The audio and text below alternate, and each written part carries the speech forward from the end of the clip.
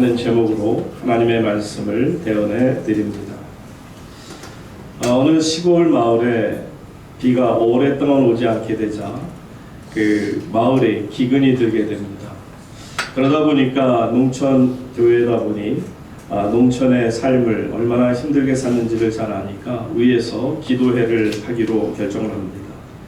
그때 목사님께서 그 주일날 이제 기도회로 그 주중에 모일 때 주셨던 말씀이 뭐냐면 야고보서 5장 17절부터 18절까지의 말씀이 됩니다. 우리 한번 다 같이 읽어봅니다. 시작. 엘리야는 우리와 성령이 같은 사람이로되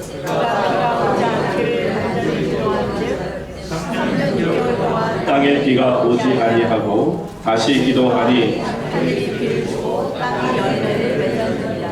아멘.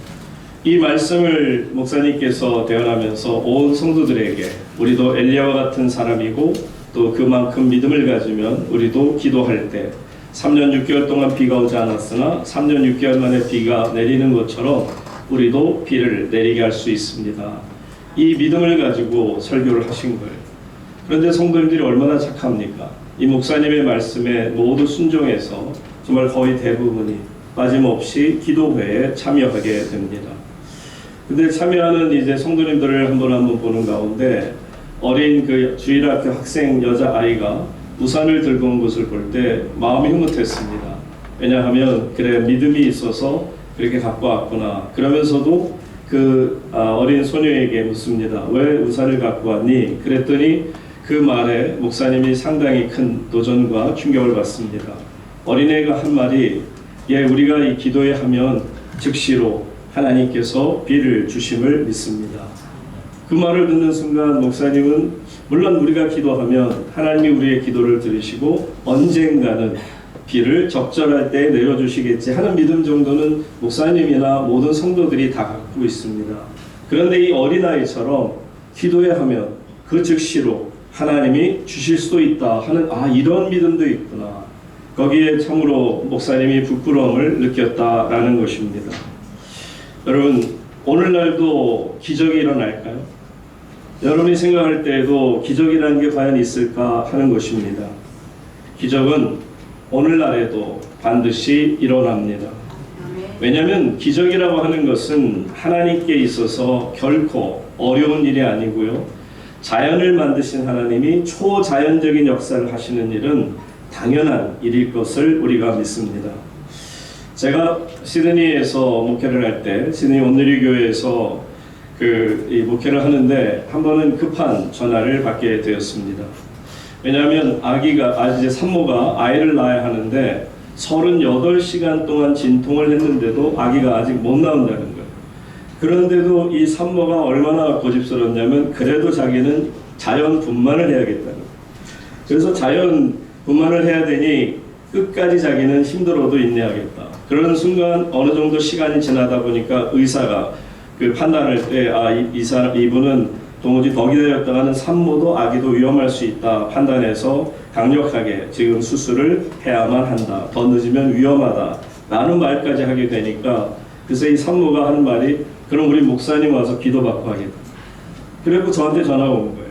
그래서 제가 전화를 받고 그런데 그 병원이 랜드윅 그 호스피탈이라고 뉴사우스웨일스 대학 마침 그분들이 유학을 온 분들이라 그 좀 거리가 떨어져 있습니다. 그렇지만 어쨌든 전화를 받고 급하게 달려갔죠. 그래서는 이제 기도를 드렸습니다. 그리고 기도를 드리고 이제 돌아오는데 역사가 나타났어요. 우연일 수도 있죠. 어떤 사람에게는 그 수술을 하러 들어가려는데 아기가 자연히 나온 거예요. 그러니까는 이 산모 입장에서는 우리 목사님 기도 끝내준다. 제가 갑자기 기도의 능력자가 됐습니다. 그런 게 아니고요. 당연히 아시겠지만 하나님께서는 가장 적정한 시간을 주셨다가 물론 종이 가서 기도하고 하는 시간도 하나님이 다 계산하실 수 있겠지만 중요한 것은 하나님 안에서 우리가 간절한 마음을 가지면 누구의 손을 통해서도 역사를 일으키심을 믿으시기 바랍니다. 어떤 목사의 능력과 개인의 힘으로 이러한 일이 일어났다 생각하지 마시기 바랍니다. 하나님이 여러분을 사랑하시기 때문에 저를 단지 도구로 사용하신 것은 분명합니다. 그러니 여러분 우리가 하나님 안에서 때로는 고통을 당하고 기다림이 지루해질 수 있지만 결코 여러분 두려워하지 마십시오. 왜냐하면 마지막이 아름답게 끝나면 그거 성공한 거 아닙니까? 여러분 기적이라는 게 뭐예요? 예를 들어서 축구가 시합이 돼요. 우리 팀이 1대0으로 지고 있어요. 그런데 어떻게든 저 일본 사람은 이겨야 되는데 끝까지 하다가 마지막 막판에 갔는데 5분 남겨놓고 만약에 2골을 넣었다. 그래서 2대1이 되었다. 이 기적입니까? 아닙니까? 그 축구를 보는 사람들이 와 하고 정말 손을 들고서는 기적이라고 찬양할 수밖에 없어요. 왜 그렇죠?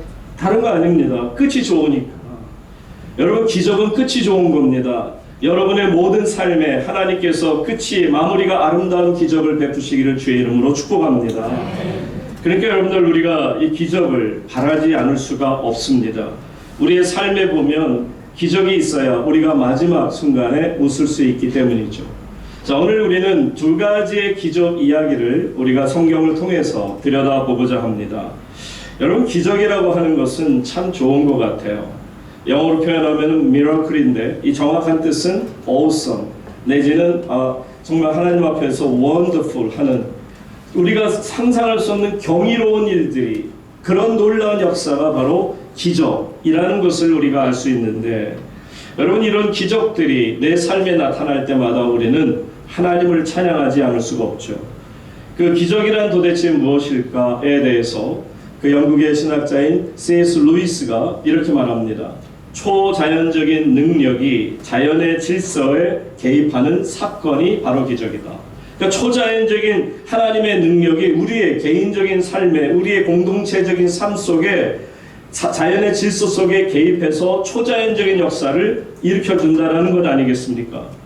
여러분 우리는 생각조차 못하고 있었는데 하나님 편에서는 어떤 목적이 분명하시고요.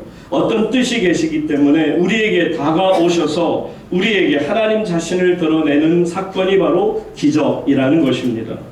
그러니까 인간의 이해를 뛰어넘는 사건이 바로 초자연적인 기적이라는 것인데 그래서 우리는 기적을 경험하게 되면 감탄이 나와요. 왜? 우리가 할 수 있는 일이 아니었거든요. 와, 하나님 참 놀랍다. 하나님의 역사는 참 우리가 찬양 드리지 않을 수 없다라는 겁니다. 물론 어떤 사람들은 뭐 우연이다라고 얘기합니다. 그것이 기적이다, 아니다, 뭐 기적이 없다, 있다라고 얘기하지만 여러분 우리가 믿음을 조금만 가지고 보게 되면 하나님 편에서는 그 모든 역사가 기적이 아닌 거예요. 그냥 당연한 겁니다.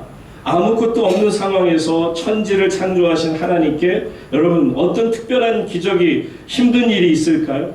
하나님께는 모든 것이 자연적인 것일 수밖에 없습니다. 그러니 모든 일을 역사하시는 기적을 상식화하시는 주님께 모든 것을 의탁할 수 있기를 주의 이름으로 축복합니다. 자, 그런 면에서 오늘 우리는 초대교회가 경험했던 아주 두 가지의 또 중요한 기적 사건을 다루고자 합니다. 먼저 사도행전의 맥락을 한번 볼게요. 우리가 지금 사도행전을 쭉 공부하고 말씀을 듣고 있는데 사도행전의 맥락을 보면 1장부터 12장까지는 베드로를 중심으로 그리고 하나님의 놀라운 역사가 교회가 세워지는 것을 보여주고요. 그리고 13장부터 끝장이 28장까지는 사도 바울이 중심이 되어서 점점 세계로 복음이 넓혀져 가는 것을 보여줘.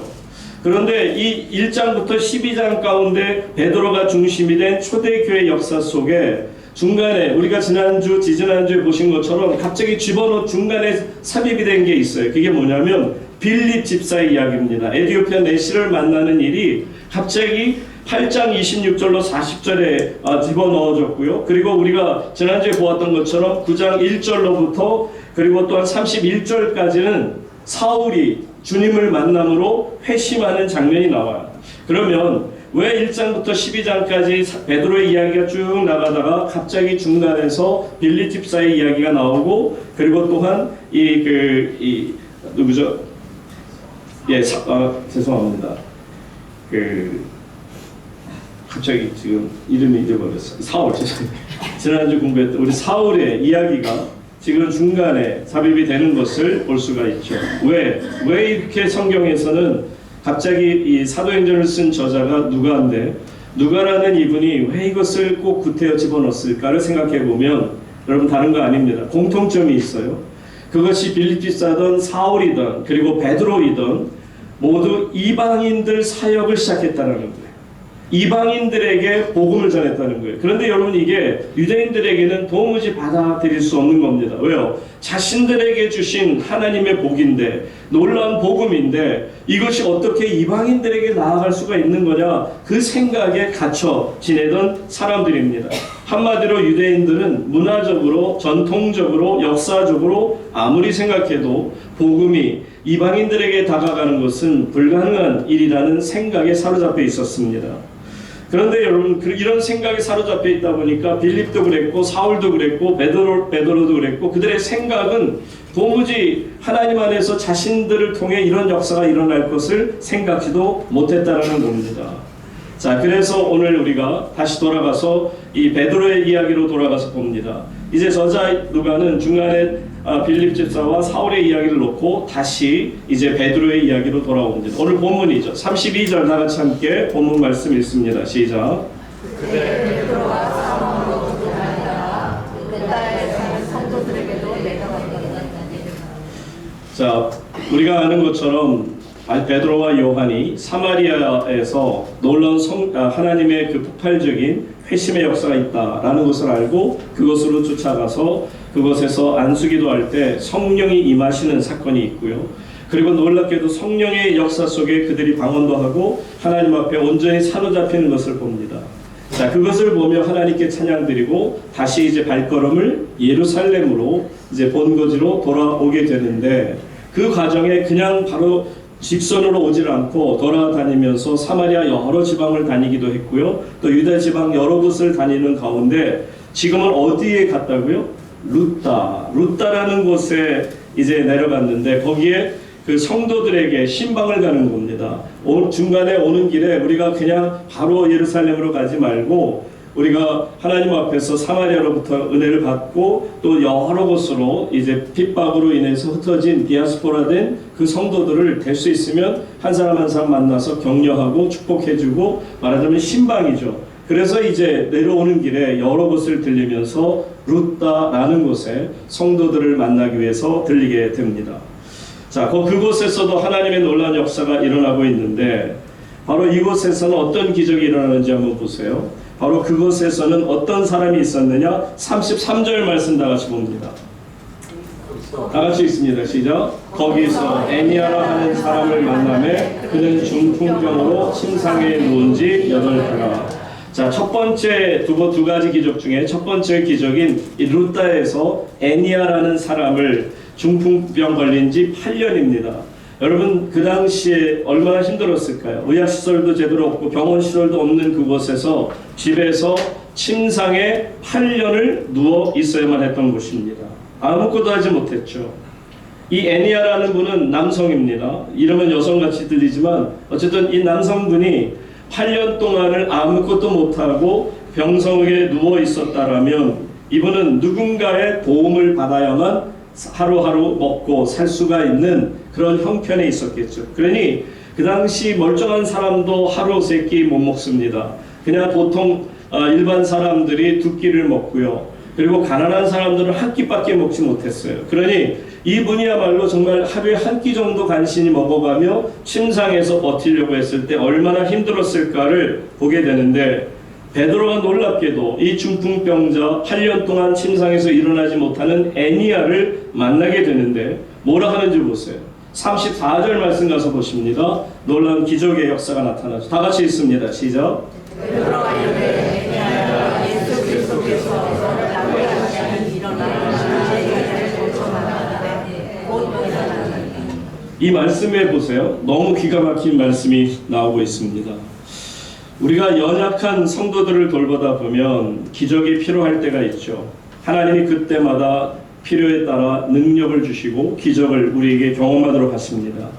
그런데 여기에서 보게 되면 베드로가 뭐라고 하는지 보세요. 이르되 애니아야, 누가 한다고요? 예수 그리스도께서 너를 낫게 하시니 일어나 걸어라. 여러분, 누가 낫게 한다고요? 예수님이 낫게 한다고요. 내가 내 이름으로, 내 힘으로, 내 능력으로, 내 믿음으로 너를 명하노니 일어나 걸으라가 아닙니다. 예수 그리스도께서 너를 고치시니. 아마 이 베드로가 하나님께서 주신 어떤 환상을 보았는지 아니면 음성을 들었는지는 성경에 나오진 않아요. 그런데 보세요. 만약에 베드로에게 확신이 없었다면 이런 말씀할까요? 그가 어찌하였든 하나님께서 주신 믿음에 확신이 있으니까 이렇게 선포하는 겁니다. 그리스도께서 너를 낫게 하신다. 그러니 일어나 네 자리를 정돈하라 말씀하는 거죠. 예를 들어서 중풍병자를 보며 참 나았으면 좋겠는데요, 낫기를 바랍니다 라고 하는 것은 그냥 우리가 입으로 할 수 있는 것인지 모르겠으나 예수님께서 지금 당신을 고치고 계십니다. 치유하고 계십니다. 여러분, 이 음성을 여러분도 들을 수 있기를 주의 이름으로 축복합니다. 베드로에게 들려진 분명한 음성이 있었기에 그는 확신을 가지고 이렇게 선포합니다. 여러분 보세요. 쉬운 일이 아니에요. 일어나 내 자리를 정돈하라. 여러분 8년 동안 누워 있었어요. 아무것도 못하고 하루에 한 끼도 간신히 먹어가면서 버티며 얼마나 때로는 진물도 나고 너무너무 힘들어서 죽고 싶은 게 한두 번이 아니었어요. 내가 뭐 일어나고 싶지 않아서 안 일어나는 겁니까? 그런데 여기 명령하거든요. 일어나 내 자리를 정돈하라. 여기 정돈하라는 내 영어 표현을 하면 roll up your mat. 롤을 하는 거예요. 그러니까 자고 자던 그 잠자리를 개라는 겁니다. 한마디로 말하면 이제는 침상에서 벗어날 수 있다는 거예요. 그런데 일어나라 명령을 하고 있어요. 안 일어나게 되면 어떻게 됩니까? 창피한 거죠. 망신당하는 거죠. 근데 이미 베드로는 경험이 있잖아요. 내게 가진 것 없지만, 은과 금은 없지만 내게 있는 것을 너에게 주노니 예수 그리스도의 이름으로 일어나 걸어라. 성전 미문에 앉았던 자를 앉은 뱅이를 일으켜 세우는 바로 그 믿음에 대해서 다시 한번 하나님이 고치심을 확신하고 선포를 하게 되는, 참으로 베드로의 믿음이 얼마나 깊어지고 대단해진가를 우리가 보게 됩니다. 이성에 맞지 않는 말을 합니다. 나는 일어나고 싶지 않아서 안 일어난 줄 아시오 할 수밖에 없는 형편이었으나 베드로는 하나님의 이름으로 예수 그리스도께서 당신을 고쳐주신다 말씀하며 일어나 걸으라고 말합니다. 사랑하는 여러분, 어떤 역사가 나타나죠? 그 즉시 애니아라는 이분이 일어나 걷게 되는 것을 봅니다. 여러분, 그러면 그것을 본 사람들은 어떤 반응을 일으킬까요? 35절 보세요. 많은 사람들이, 루다에 있는 많은 사람들이 이미 이 애니아라는 사람이 8년 동안 병성에 있는 걸 모르는 사람 없어요. 그 주변에 있는 사람은 누구나 혀를 찼어요. 아이고 저런 저주가 받았나, 어떻게 힘들어서 어떡하지, 그렇게 생각했어요. 그런데 놀랍게도 일어나 걷게 되는 것을 볼 때 35절 다 같이 읽습니다. 루다와 사론의 사람들이 다 그를 보고 누구에게로 돌아왔다고요? Turn to the Lord. 주님께로 돌아온 거예요. 베드로에게 돌아온 게 아니에요. 물론 고친 것은 누가 고쳤어요? 손을 대고 그 다음에 명령한 건 누구였어요? 베드로 맞아요. 그렇지만 여러분, 베드로는 도구에 불과했습니다. 하나님의 기적을 일으키는 도구에 불과했습니다. 베드로가 아니라도 그 누구라도 사용하실 수 있는 분이 하나님이십니다. 하나님께서는 돌들이라도 일어나서 소리를 지르게 만드실 수 있는 분이십니다. 그러므로 여러분, 모든 관심과 기쁨과 모든 감사가 누구에게 돌아가야 되죠? 하나님께로 돌아가는 거예요. 주님께로 돌아갔다는 거예요. 베드로가 역사를 일으킨 것처럼 보였으나 모든 루다의 사람들이 주께로 돌아옵니다. 사랑하는 여러분, 살다 보면 거꾸로 하나님에게 돌아갈 영광을 중간에 가로채는 목회자들도 있고 그런 성도들도 있어요. 하나님께서 나를 사용하신 것을 착각하고 내가 한 것처럼, 그래서 나한테 와서 뭔가를 바쳐야 되고 복비를 내야 되고 뭔가를 해야 되는 그런 잘못 삐뚤어진 생각이 있습니다. 그러면 다 망하는 거예요. 그것을 주는 사람이나 받는 사람이나 하나님의 영광을 가로채는 모든 이들은 하나님 앞에 망할 수밖에 없습니다. 마침내는 신앙까지 팔아먹게 될 것입니다. 모든 영광을 하나님께만 올려드리기를 주의 이름으로 축복합니다. 이 애니아도 8년 동안 중풍병에서 고침을 받았을 때 주님께 영광을 올려드리는 아름다운 모습이죠. 자, 첫 번째 기적 이야기였고요. 두 번째 기적 이야기, 좀 더 강도가 세워집니다. 얼마나 강도가 세지는지 보세요. 우리 다 같이 한번 말씀을 봅니다. 36절로 37절, 36절 먼저 시작. 국가에 노래다가 하는 제자가 있으니 이를 번영하며 누가라. 선행과 구제하는 일이 심히 많더니 37절 계속. 그때 병들어 죽는 체질에서 사람을 누이니라. 여러분, 오늘 두 번째 기적 이야기는 바로 욥바에 있는 다비다라고 하는, 이분은 여성입니다. 여제자입니다. 이분에 대한 이야기가 나옵니다. 이분이 그 두 가지 이름이 있어요. 헬라식 이름이 도르가예요. 여기도 보면 계속 성경에 보면 도르가라고 36절 다시 보세요. 36절에 보면 다비다라고 되어 있지만 또 그 이름을 번역하면 뭐라?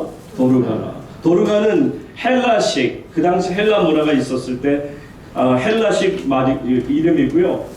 그 다비다라는 것은 히브리식, 유대인식의 이름이 됩니다. 어쨌든 이 다비다라 하는 여제자가 있는데 이분이 그만 죽었다는 거예요.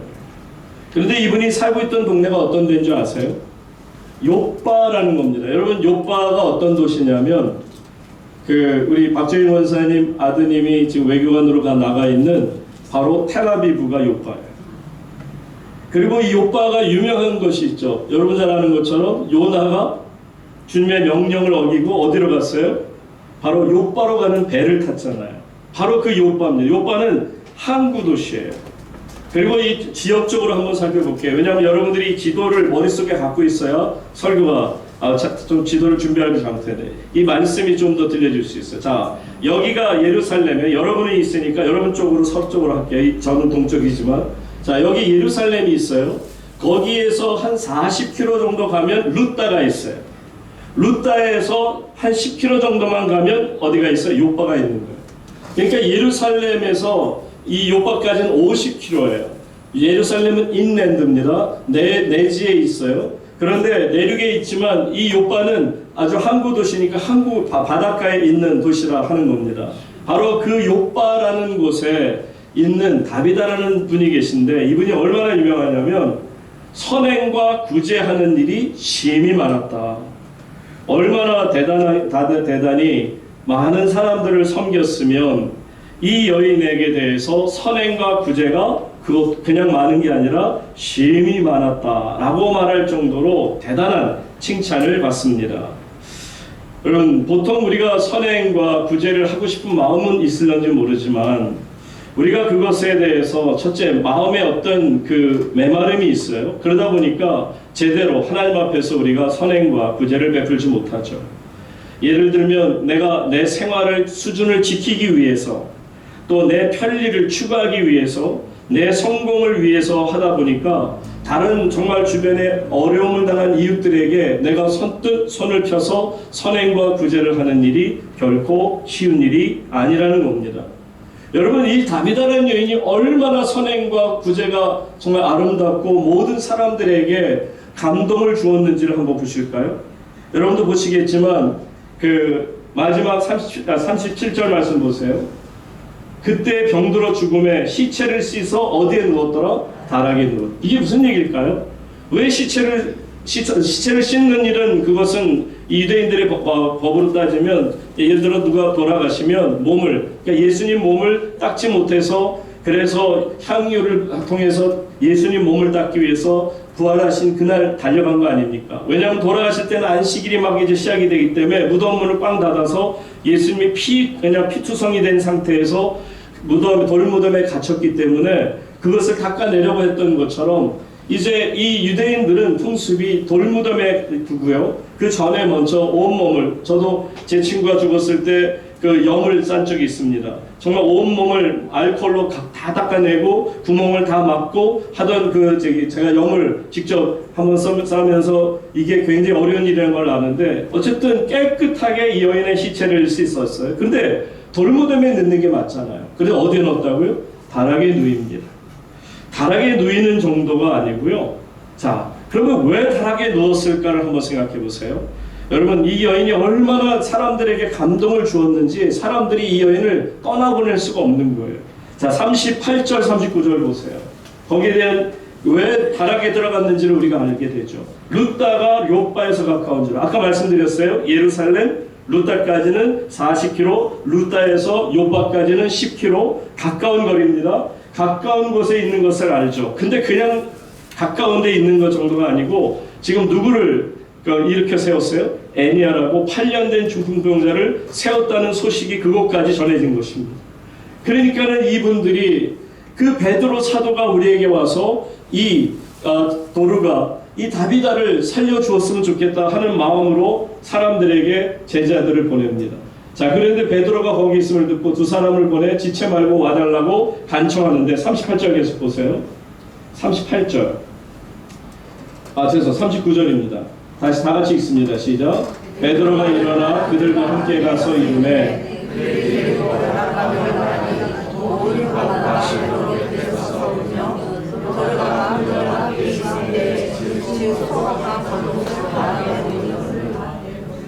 지금 이 요바에 있는 성도님들이에요.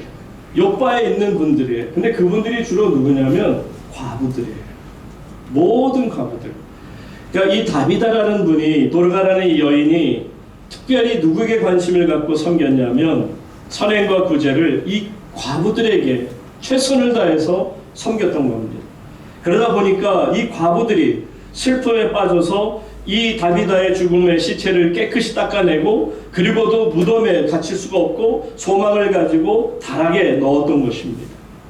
자, 그러면서 하나님께서 고쳐주기를 바라는 마음으로 이제 베드로 사도를 초청했고 베드로 사도는 그 즉시 오게 될 때 놀라운 광경을 봅니다. 왜냐하면 사람들이 과부들이 너무 슬픔으로 그냥 여러분 보면 우리가 저분이 정말 슬픔에 잠겼구나 하는 것을 알 수 있잖아요.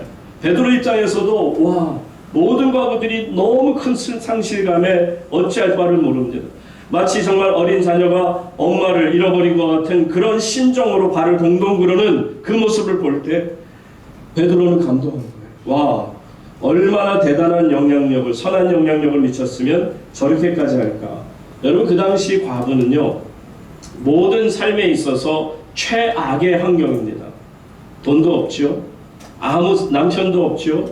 그러다 보니까 누구에게 가서 뭔가 어려운 억울한 일을 당해도 하소연할 데도 없는 가장 안타깝고 힘들고 어려운 삶을 사는 자들이 과부라는 분이에요. 거기다가 남편이 죽었네 어쩌네 하면서 이제 저주받은 사람으로까지 구분됩니다.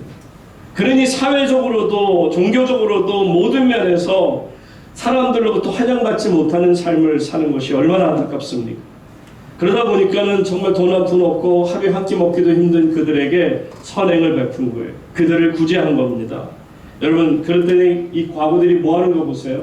베드로 사도가 왔더니 서서 울며 자 도르가 이 다비다가 어떻게 했느냐면 우리와 함께 있을 때 이것이 바로 이 속옷이 바로 다비다가 지어준 거고요. 이 겉옷이 저 다비다가 준 것이에요. 이 속옷 없고 겉옷 없어서 나는 정말 헐벗고 죽었을 겁니다. 쩔쩔맸을 겁니다. 그렇게 얘기를 하고 있는 거예요. 그러니 베드로 사도가 감동이 안 될 수 없죠. 와, 이 여인이 참 대단한 여인이다. 그리고 또 이 여인을 가르쳐 처음에 말할 때 여제자라고 돼 있잖아요. 얼마나 신앙도 좋았는지를 우리가 알 수 있습니다. 자, 그래서 베드로가 도착해서 다락방에 이제 올라가게 됩니다. 40절 말씀 보세요. 자, 40절 다 같이 읽습니다. 시작.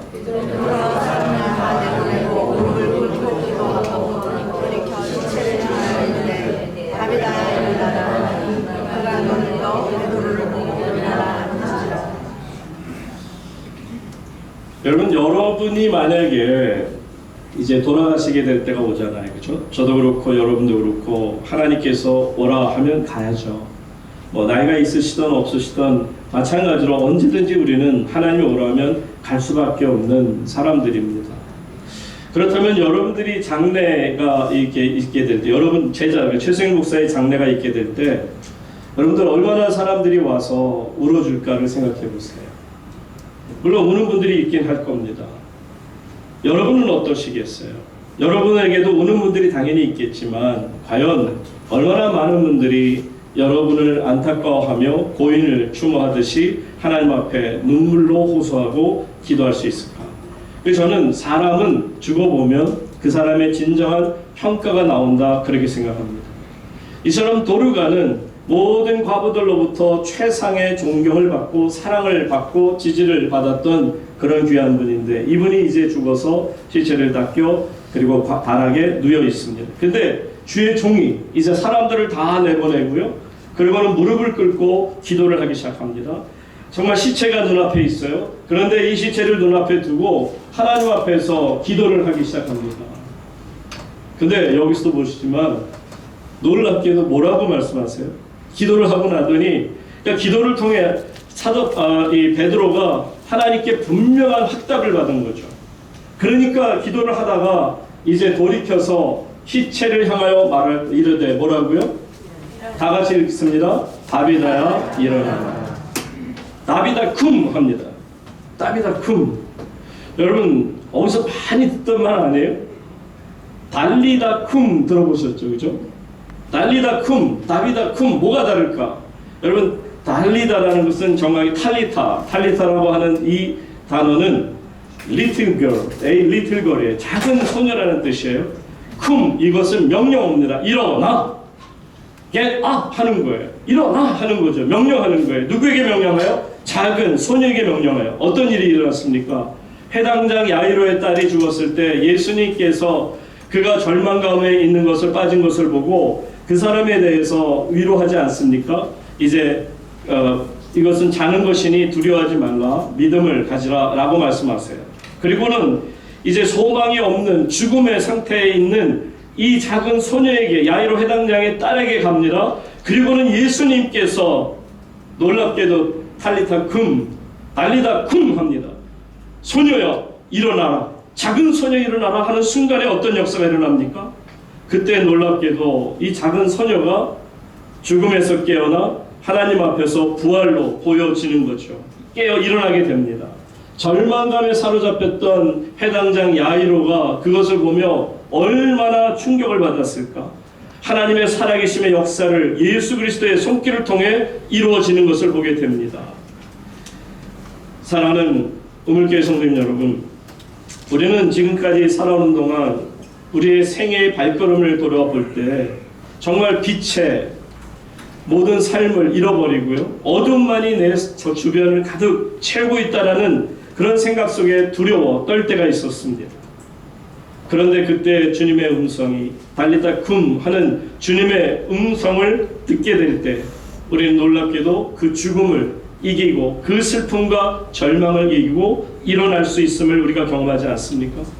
달리다 쿰 하시는 예수 그리스도의 놀라운 그 말씀에 빛을 잃었었는데 이제는 주님이 내 빛이 되어주시고, 내가 참으로 가난했는데 주님이 나의 부요함이 되어주시고, 내가 낙심이 되어 울고 절망할 때 주님은 내게 따뜻한 마음을 전해주는 사랑의 위로자가 되어주셨습니다.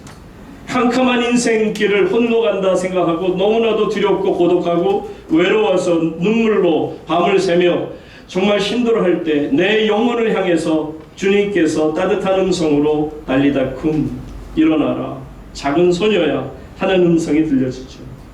베드로는 바로 하나님 앞에서 예수 그리스도께서 행하신 그 일을 그대로 행합니다. 달리다 쿰, 작은 소녀여 쿰, 일어나라 하는 것처럼 다비다 쿰, 다비다야 일어나라 하는 것입니다. 사랑하는 성도님 여러분, 다비다야 일어나라 이렇게 선포할 때 어떤 일이 벌어납니까? 다시 40절 보세요. 그가 눈을 떠서 베드로를 보고 일어나 앉은지라. 저는 이 죽은 다비다가 다시 살아나는 것이 그냥 성경에 나타나는 어떤 그 형상적인 모습이고 어떤 상징적인 것이다, 그렇게 생각 안 합니다. 바로 베드로를 통해 죽음에서 생명으로 옮겨졌음을 믿습니다. 하나님의 놀라운 역사가 오늘날에도 달리다 쿰, 다비다 쿰의 역사가 일어날 줄로 믿습니다. 저는 이런 말씀을 보면서 오늘 말씀을 준비하다가 깨닫는 게, 우리가 살고 있는 이 현실 세상을 한번 돌아보니까 그래요. 서울을 봐도 정말 점점 타락해져 가고 절망 가운데 놓여 있는 것을 보고요. 한국 전체를 생각해도 정말 너무나도 가슴이 답답할 때가 많습니다. 과연 누가 이 사회의 타락을 건져낼 수 있을까? 이 문제를 해결할 수 있을까? 시체를 향하여 다비다 쿰, 하던 그 베드로의 그 놀라운 선언을 누가 할 수 있을까? 과연 한국교회가 지금 이 달리다 쿰, 다비다 쿰을 선언할 수 있는 그런 믿음을 가지고 있을까를 생각해 봅니다. 41절 한번 보세요. 베드로가 손을 내밀어 일으키고 성도들과 과부들을 불러들여 그가 살아난 것을 보이니, 결국 모든 과부들이 소망하고 그렇게 간절히 원했던 다비다, 선한 영향력을 끼쳤던 그 사랑의 어머니 같은 다비다가 일어난 거예요. 다시 일어난 거예요. 42절 다 같이 읽습니다. 온 요파 사람이 알고 많은 사람이 주를 믿는다. 온 요파 사람이 어떻게 했더라? 알게 되었고 많은 사람이 주님을 믿게 된 장면입니다. 하나님 안에서 놀라운 일이 벌어졌습니다. 온 요파 사람들이 알고 많이 주를 믿더라. 이것이 바로 오늘 우리가 두 가지 기적을 통해 나타난 역사입니다. 애니야의 기적, 다비다의 기적은 오직 하나님께 영광 돌리기 위해서 하나님의 백성들로 주님 앞에 나올 수 있도록 허락하시기 위해서 하나님께서 허락하신 은혜의 기적인 줄로 믿습니다. 사랑하는 성도님 여러분, 우리도 어느 날 주님 나라에서 이렇게 부활하게 될 것을 믿습니다. 우리가 죽으면 그저 땅에 흙이 되어 썩어서 없어지는 것이 아닙니다. 흙이 되는 것이 아닙니다. 우리는 다시 살아납니다. 그리고 영원한 생명을 갖게 되죠. 곧 예수 그리스도께서 친히 십자가에 못 박혀 죽으시고 장사 지낸 바 3일 동안에 무덤에 갇히셨으나 그분이 다시 생명의 몸, 부활의 몸으로 부활하신 것처럼 여러분, 예수 그리스도께서 이제는 새로운 몸을 입고 오신 바로 그 역사를 우리가 똑같이 입게 될 겁니다. 여러분의 이제 장차 여러분들이 하나님 앞에 부활의 영광에 동참하게 될 때 바로 이 부활의 몸을 입으신 예수님과 같이 거룩한 몸을 입게 될 줄로 믿습니다. 나이 드는 거 두려워하지 마세요.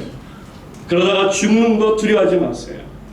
이처럼 하나님 안에서 우리 모두는 죽어도 살겠고 믿는 자는 영원히 영원히 살게 됨을 믿습니다. 죽어도 살고요, 살아서 믿는 자는 영원히 산다는데 이것처럼 행복한 일이 어디 있습니까? 저와 여러분이 오늘 누리는 이 놀라운 고백이 아닐 수 없어요. 저를 따라서 한번 해보시기 바랍니다. 달리다 쿰, 다비다 쿰, 애니야 쿰. 이제 아시겠죠? 이게 무슨 소리인지? 다비다에 일어나라, 또한 그 애니야에 일어나라, 그리고 그 애니야 그 달리다 쿰, 작은 소녀 일어나라 하신 것인데, 자, 이름을 한번 여러분 이렇게 하세요. 여러분 이름을 한번 넣어서 해보세요. 저 같으면 최승일 쿰 무슨 소리예요? 예, 최승일아 일어나라 하는 거죠. 그러니까 여러분 이름을 넣어서 한번 선언하시기 바랍니다. 시작. 들었어요? 다시 한번 여러분 이름 시작. 예, 어떤 분은 다비다 쿰 하는 분도 여러분 이름을 넣어서요. 여러분들이 다시 하나님 안에서 영원히 죽지 않고 살아갈 것을 믿습니다. 여러분 항상 어렵고 힘든 시간이 오고 정말 죽음의 공포가 몰려올 때는 그래, 주님의 종을 통해서 들었던 말씀 기억한다. 아, 다비다 쿰 하시는 것처럼, 달리다 쿰 이처럼 내 이름을 불러서 최승일 쿰 하는 순간에 놀라운 하늘의 위로가 함께 하실 줄로 믿습니다. 함께 기도하겠습니다.